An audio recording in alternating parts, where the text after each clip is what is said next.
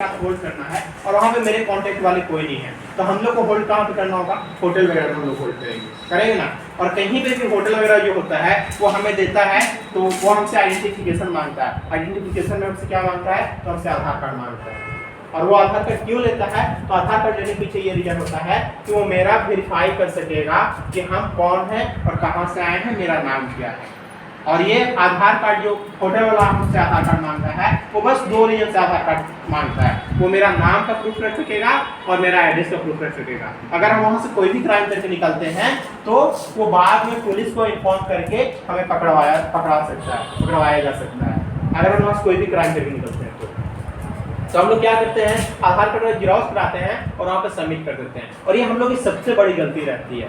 मान लो हम किसी होटल में गए, वहाँ पे आधार कार्ड का फोटो कॉपी करा के उसे सबमिट कर दिए। मेरे लिए बहुत ज़्यादा इंपॉर्टेंट है ये डॉक्यूमेंट, बहुत ज़्यादा इंपॉर्टेंट है, लेकिन होटल वाले के लिए कोई इंपॉर्टेंट है क्या? कुछ नहीं, उसके लिए रद्दी है। बस जब तक हम वहाँ पे हैं तब तक वो उसे संभाल के रखेगा। अब अगर एक होटल में रोज 50 लोग जा रहे हैं तो एक महीने में उसके पास बहुत सारा कूड़ा जमा हो जाएगा। मेरे लिए आधार कार्ड है, मेरे लिए डॉक्यूमेंट है, लेकिन उसके लिए क्या है? कूड़ा है। और वो क्या करेगा? जब उसके पास ज्यादा रद्दी जमा हो जाएगा तो किसी न किसी को बेचेगा। अब मान लो जो बेचने वाला है वो आपके नंबर कुछ भी आपका आधार नंबर फ्रॉड कर सकता है। अभी जल्द में ये रानी के आसपास के किसी एक गांव में ऐसा घटना हुआ है कि एक लॉटरी बेचने वाला आया हुआ था और एक महिला को लॉटरी बेचा, टिकट बेचा, बोला कि 100 रुपये का कूपन है, अगर आप इस 100 रुपये का कूपन खरीदती हैं तो आपको इसमें से महंगा आइटम जीतने का मौका मिल सकता है, जिसमें बाइक था, कूलर था, टीवी था, फ्रिज था, वॉशिंग मशीन था। आपको इसमें से महंगा आइटम जीतने का मौका मिल सकता है। और वो ये बोला कि मैम अगर आप फर्स्ट प्राइज जीतती हैं, मान लो कि आपका बाइक निकलता है तो आपके नाम पर रजिस्ट्रेशन कराना होगा, इसके लिए आपको आधार कार्ड प्रूफ देना होगा और बैंक अकाउंट का प्रूफ देना होगा, यानी कि बैंक का फोटोकॉपी, पासबुक का फोटोकॉपी और आपका आधार का फोटोकॉपी देना होगा। अब वो लालच में आ गई, लालच में आकर क्या की, वो आधार कार्ड और बैंक पासबुक का दोनों का फोटोकॉपी कराई और उसे सबमिट कर दी।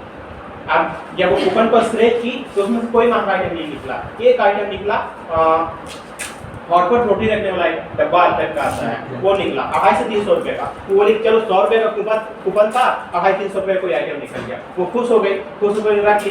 एक महीने बाद उस महिला के पास कॉल आ रहा है कि मैम आपने जो पिछले महीने 5 लाख रुपए का लोन लिया था उसका आपने EMI पे नहीं किया। EMI में मासिक किस्त जिसको लोन बोलते हैं, हर महीने जो इंस्टॉलमेंट पे करते हैं। तो बोली कि नहीं मैम कोई लोन ही नहीं दिए हैं। तो बोला कि नहीं मैम आपने लोन लिया है, तो उसका पूरा डिटेल बताने लगा, आपका अकाउंट नंबर ये है, आपका आधार नंबर ये है, आपका इस अकाउंट में पैसा आया है। बोले कि नहीं मेरा तो ये अकाउंट ही नहीं, वहाँ पर दूसरा अकाउंट मेंशन वो कर दिया था। तो वो बोले कि नहीं मेरा तो ये है ही नहीं। तो नहीं आपने लोन लिया है, वो पूरा उसका डिटेल बताने लगा, आपका घर यहाँ पे है और उसका फोटो तक वो दिखा दिया।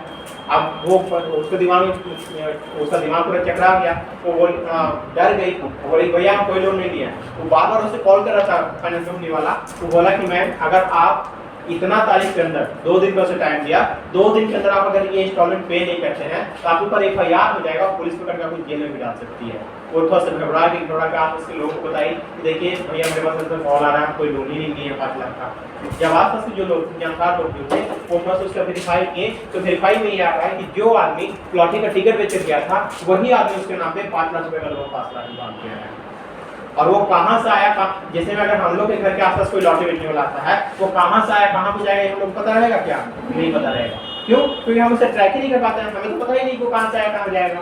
और वो अभी तक उसका एज लगता है 3 से 4 माह पहले की घटना है और अभी तक उसका वेरीफाई और अभी तक उसका जांच चल रहा है। जब तक ये जांच पूरा नहीं हो जाता है तब तक उसका जो मंथली इंस्टॉलमेंट है शायद 5,000-5,500 रुपये जो है उसको पे करना पड़ रहा है, अभी तक उसको भरना पड़ रहा है जब तक ये जांच पूरा नहीं हो जाता है। तो हम लोग ये गलती करते हैं कि किसी के साथ भी अपना पर्सनल डिटेल शेयर कर देते हैं, जिसमें Aadhaar card, PAN card, voter ID, bank passbook, ये सब हम किसी के साथ भी इजीली शेयर कर देते हैं। तो हम लोग को इसके बारे में अवेयर रहना होगा, हम लोग इसके बारे में जानकार रहना होगा। तब हम लोग को क्या करना है, मान लो कि आप किसी होटल वगैरह में जाते हैं, जब तक हम वहाँ पे अपना पर्सनल कोई भी आइडेंटिफिकेशन नहीं देंगे, वहाँ पर आधार कार्ड, पैन कार्ड ये सब नहीं देंगे, सॉरी पैन कार्ड से लेगा ही नहीं, आधार कार्ड या फिर कुछ भी अपना जो आइडेंटिटी प्रूफ है वो अगर वहाँ नहीं देंगे तो हमें हमारे लिए रूम अवेलेबल नहीं कराएगा। तो वहाँ पे क्या है, हम लोग को एक कंडीशन अप्लाई करना होता है। ये जो पूरा नंबर होता है ना, तो हम लोग तो ओरिजिनल उसे सबमिट नहीं करेंगे, जब भी देंगे तो उसे जिरॉक्स देंगे, फोटोकॉपी देंगे। तो हम लोग क्या करेंगे, फोटोकॉपी कराने के बाद एक ब्लू या ब्लैक पेन लेंगे और स्टार्टिंग का जो आर्टवर्क होता है हम उसे अच्छे से इजीली कट कर देंगे। अब यहाँ पे जो नंबर पीछे में लिखा हुआ है ये नंबर पता चल रहा है क्या? हम यहाँ पे हल्का कट किया, आप लोग पूरा अच्छे से कट करेंगे। आप कहीं पर भी जो आपका वेरीफाई होता है वो आपका सिर्फ लास्ट के 4 अंक से वेरीफाई होता है, पूरा नंबर से मतलब नहीं होता है। और दुनिया में कहीं पर भी जो आपका वेरिफिकेशन होगा ना वो आपका सिर्फ लास्ट के 4 अंक से वेरीफाई होगा, पूरा नंबर से वेरीफाई नहीं होता। अगर आप लोग अपने अकाउंट पैसा निकालते हैं, ट्रांजेक्शन करते हैं, तो जो भी अमाउंट जाता है तो आपका अकाउंट का नंबर दिखाता है, और अकाउंट का नंबर सिर्फ लास्ट के 4 अंक दिखाता है ना।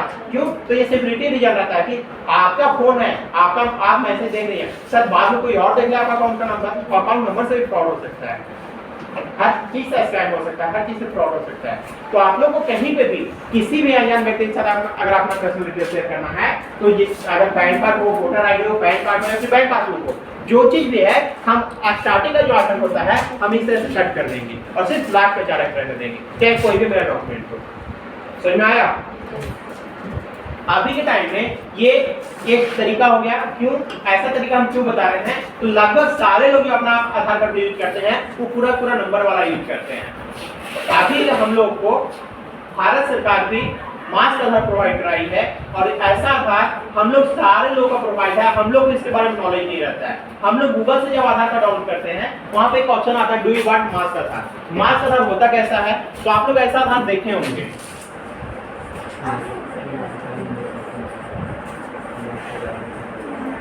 ऐसा आधार देखे होंगे आप लोग। ऐसा आधार जो होता है, ऐसा आधार गवर्नमेंट हम लोग को इसलिए प्रोवाइड कराया है कि कहीं पे भी जो अनजान व्यक्ति हो, अगर उन लोगों के साथ हमको आधार कार्ड सबमिट करना है तो हम इसी तरीके का आधार कार्ड सबमिट करेंगे। इससे हमारे साथ कोई फ्रॉड नहीं होगा, हम भी सेफ रहेंगे और मेरी फैमिली भी सेफ रहेगी। और इसीलिए भारत सरकार जो है इस तरह का मास्क आधार प्रोवाइड कराया है, इसे बोलते हैं मास्क आधार। या तो मास्क आधार डाउनलोड करेंगे या फिर मास्क आधार हम खुद से क्रिएट कर देंगे।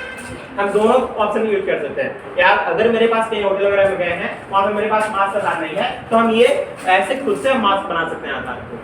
अगर होटल वाला ये बोलता है कि नहीं हम ये आधार कार्ड एक्सेप्ट नहीं करेंगे, पहला तो ये उसे बोलना नहीं चाहिए। अगर बोलता है तो आप उस होटल में नहीं रुकेंगे, आप कहीं और देखेंगे, या फिर आप ये बोलेंगे कि क्यों नहीं लेंगे। और इसके लिए अगर कोई भी ये एक्सेप्ट करने से मना करता है कि हम ये आधार कार्ड नहीं लेंगे, तो आप एक नंबर है 1918, ये आधार कार्ड का नंबर है, आप इस पे कंप्लेंट तुरंत करेंगे कि हम इस होटल में हैं और यहाँ पे ये मेरा आधार कार्ड एक्सेप्ट नहीं हो रहा है, मास्क आधार, तो तुरंत उसके ऊपर एक्शन लिया जाएगा। एक नेशनल साइबर क्राइम का नंबर है, नेशनल हेल्पलाइन नंबर है 1930। अभी हम बता रहे थे अगर आपके साथ कोई भी फ्रॉड होता है, कोई भी स्कैम होता है, तो आप उसके लिए कंप्लेंट एक कर सकते हैं। जैसे किसी का अगर फेसबुक अकाउंट हैक हो गया हो, किसी का अगर इंस्टाग्राम अकाउंट हैक हो गया हो, या फिर कोई गलती से मान लो कि कोई फ्रॉडर में कॉल करता है कि आपका लॉटरी लग गया, 10,000 रुपये आपके अकाउंट ट्रांसफर करना है, आपको वेरिफिकेशन के लिए ओटीपी की जरूरत है। वो अगर आपसे ओटीपी मांगता है, आप ओटीपी बता देते हैं। बाय द वे आपके साथ अगर कोई फ्रॉड हो जाता है, कोई भी स्कैम हो जाता है, तो आपको क्या करना है, एक नेशनल साइबर क्राइम का नंबर है 1930। आप इस नंबर पे कॉल करके अपना कंप्लेंट दर्ज करा सकते हैं। आपके साथ जो भी धोखाधड़ी हुआ होगा उसके ऊपर तुरंत एक्शन ले लेगा ये साइबर क्राइम सर्विस कंपनी है, वो तुरंत आपके उसके ऊपर एक्शन ले लेगा और आपका जो पैसा है वो कोशिश करेगा 24 घंटे के अंदर आपका रिफंड आ जाए। तो क्या फॉर्मूला